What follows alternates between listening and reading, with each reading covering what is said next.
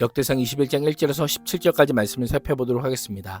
지금까지 역대기 저자는 포로기한 세대들에게 다윗 왕궁의 영광을 강조하기 위해 다윗 개인이나 다윗 가문의 추부에 대해서는 기록을 가감히 생략하였습니다. 그러나 본문에서 다윗의 실수 중 하나인 인구조사 사건을 기록합니다. 그러나 이 또한 다윗의 치부를 드러내기 위함이 아니라 이 사건이 성전의 건축 젤터와 다윗의 성전 건축 준비를 위한 밀접한 관련이 있기 때문입니다. 1절에서 6절은 다윗의 재인구조사입니다. 사탄이 이스라엘을 치려고 일어나 다윗을 부추겨 이스라엘의 인구를 조사하게 합니다. 이에 반해 사무엘서는 여호와께서 이스라엘을 진노하여 다윗을 부추기고 인구조사를 했다고 기록하고 있습니다.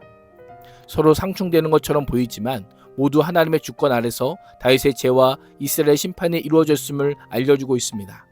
하나님께서는 이스라엘에 대한 심판 계획을 이루기 위해 이 사건을 허용하셨고 사탄은 이것을 이용하여 다윗을 유혹하였고 결국 다윗이 스스로 죄를 범한 것이라 할 수 있습니다. 하나님을 신뢰하는 것이 신앙의 본질이지만 우리는 종종 하나님의 인도하심과 공급하심에 집중하기보다 눈에 보이는 육신의 정욕에 사로잡힐 때가 있습니다. 다윗은 하나님께서 주신 승리 이후 자신의 통치 기반을 확인하고 하나님보다 자신의 힘을 의지하기 위해 인구조사를 실시한 것입니다. 다윗의 넘어짐은 인간이란 존재는 보이는 것들이 매우 쉽게 영향을 받는 존재임을 알려줍니다. 다윗의 실수는 세상의 기준이 얼마나 위험한지를 알려주며 우리가 의존해야 될 대상은 오직 하나님이심을 보여줍니다. 다윗은 요압과 백성의 지도자들을 불러 브엘셰바에서 단에 이르기까지 곧 이스라엘 전역의 인구를 조사하여 그들의 수를 나에게 알려달라고 명령합니다. 대상자는 칼을 뺄만한 징집이 가능한 20세 이상의 남자입니다.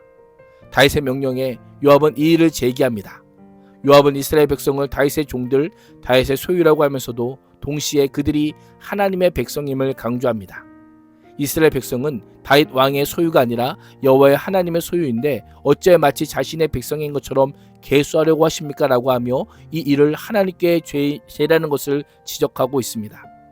요압은 이스라엘 참된 통치자는 하나님 한 분이시오 다윗의 나라도 하나님의 주권과 능력 아래에서만 경고할 뿐입니다 라고 날카롭게 지적하며 다윗에게 철회를 촉구합니다.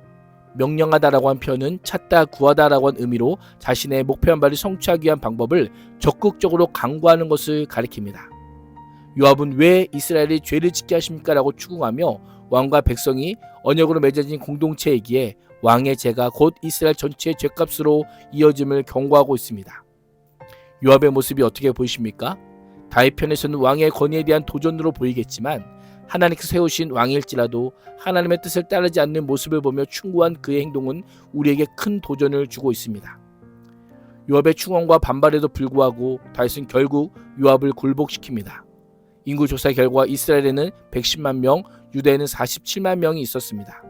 이 수에는 요압이 왕의 명령을 못마땅히 여겨 레위와 베냐민 지파는 포함되지 않았습니다.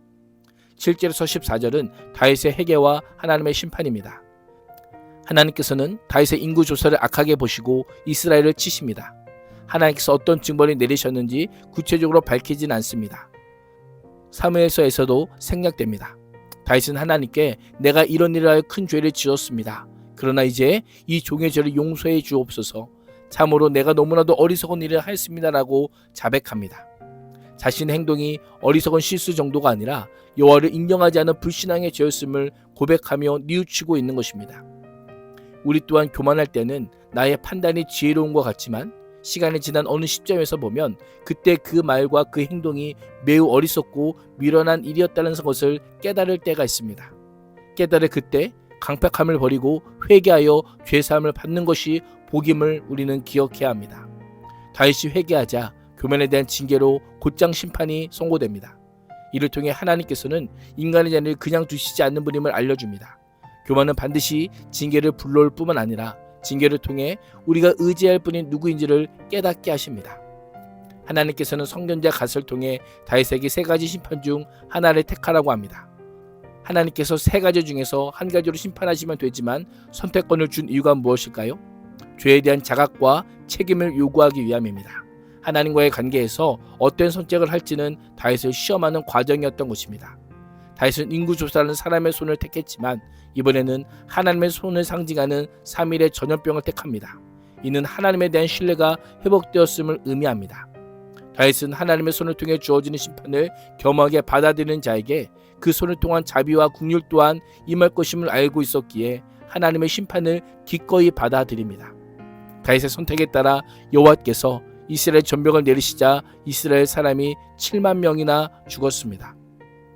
15절에서 17절은 하나님의 긍휼과 다윗의 간구입니다.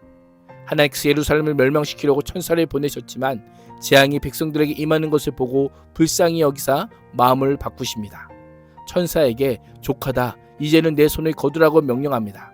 이 명령은 하나님의 변덕이나 능력의 한계를 가리키는 것이 아니라 이스라엘이 멸하기를 원치 않으시는 하나님의 자비를 의미합니다. 하나님께 예루살렘에 대한 재앙철의 명령을 받은 천사는 여부수 사람 오르난의 타작마당 곁에 서 있었습니다. 다윗이 눈을 들어보니 여호와의 천사가 하늘과 땅 사이에 서서 칼을 빼어 손에 들고 예루살렘을 겨누고 있었습니다. 여전히 여호와의 심판은 끝나지 않았습니다. 두려운 광경에 다윗과 장로들 얼굴을 땅에 대고 엎드렸습니다. 굵은 베옷을 입고 있는 것은 하나님의 심판에 순복하고 회개했음을 의미합니다. 다윗은 책임을 회피하지 않고 자신의 죄로 인해 백성들이 고통당하는 것을 깊이 슬퍼하며 무고한 백성이 고통을 받지 않기를 간청합니다. 하나님의 공의를 인정하면서도 자비를 구하고 심판을 자기와 자기 집에만 내리고 백성을 보호해달라고 간구하고 있습니다. 다윗의 모습은 교만과 이기심, 자기 신뢰에서 벗어나 겸손과 책임감으로 백성을 사랑하며 하나님의 긍휼을 신뢰하는 신정 왕국의 왕이 어떠해야 하는지를 잘 보여주고 있습니다. 그렇습니다. 참된 회개는 단순한 감정적 후회가 아닌 삶의 변화와 헌신으로 이어져야 합니다. 다윗은 하나님의 긍휼을 신뢰하는 지도자의 모습을 통해 진정한 회개의 삶이 무엇인지를 보여주고 있습니다. 오늘 하루도 승리 후의 교만에 도취되지 않고 계속하여 하나님 앞에 겸손함으로 은혜를 구하는 삶을 살 수 있기를 주님의 이름으로 축복합니다. 기도하겠습니다. 하나님, 자아도취와 교만의 죄악에 빠지지 않게 하시고 죄를 깨닫는 순간 회개함으로 하나님의 긍휼을 덧입는 자가 되게 하여 주옵소서. 예수님의 이름으로 기도합니다. 아멘.